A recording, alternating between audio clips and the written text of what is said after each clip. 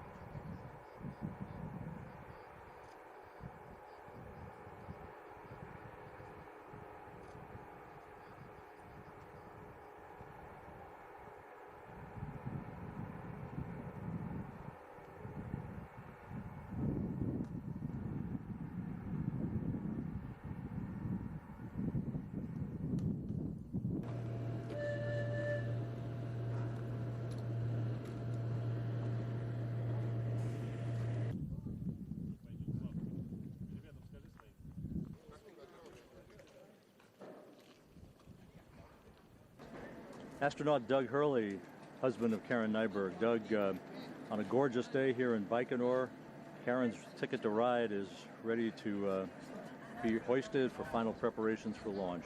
She's been training hard and for a long time for this flight. What's her level of preparation, excitement, or anticipation at this point? Well, I think it's a lot of everything, Rob. You know, she's, as you said, you know, it's been almost a 3-year journey to get to this point. There's just a tremendous amount of excitement. And I think, you know, folks, as they go through the training for one of these expeditions, you kind of, you know, you keep plodding along and working hard and doing all your traveling and your training. And then now it's finally that, you know, we're a couple days from launch. So she's very, very excited to be getting ready to go finally.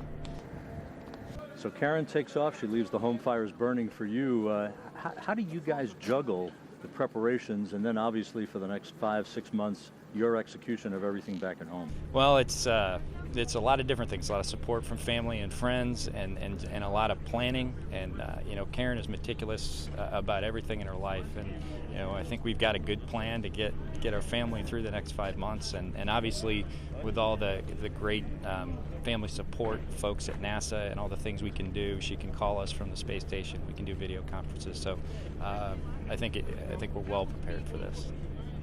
For a crew member in the final days before launch, it's as much psychological as it is anything else to get in the right frame of mind, have your wits about you, all your procedures at your disposal. What goes into these final days of training, if you will, or is it more relaxation and just getting in the right frame of mind? So for the last couple of weeks, the crew has actually been down here in Baikonur going through final fit checks and preparations for launch, and they've had a pretty relaxed schedule. The last 4 days or so prior to launch accelerate pretty quickly, and the preparations are very mundane, whether it's packing up the things that you've had the last couple weeks or planning which bag will be in which location based on which landing site you may actually end up when you actually return. And so Karen's been going through all of those activities, and I'll say the last 4 days or so have been pretty mundane until she leads up to the launch activities that of course are pretty exciting. When she and her crewmates reach the International Space Station, no time to lose. They're off and running on 6 months of almost every facet of human spaceflight with the visiting vehicles, the spacewalks, and so forth. How complex will this increment be over the next 6 months until November? You're exactly right, Rob. This is going to be a very, very busy increment. The crew is going to face multiple visiting vehicles, upwards of 5 spacewalks, U.S. and Russian. So it should be a very interesting time. I think the most interesting time probably will be towards the end of the increment, where we're planned to have 3 Soyuz docked simultaneously, which will be a unique experience for Karen and the rest of her crew to participate in. But they're all prepared and they're looking forward to the challenge.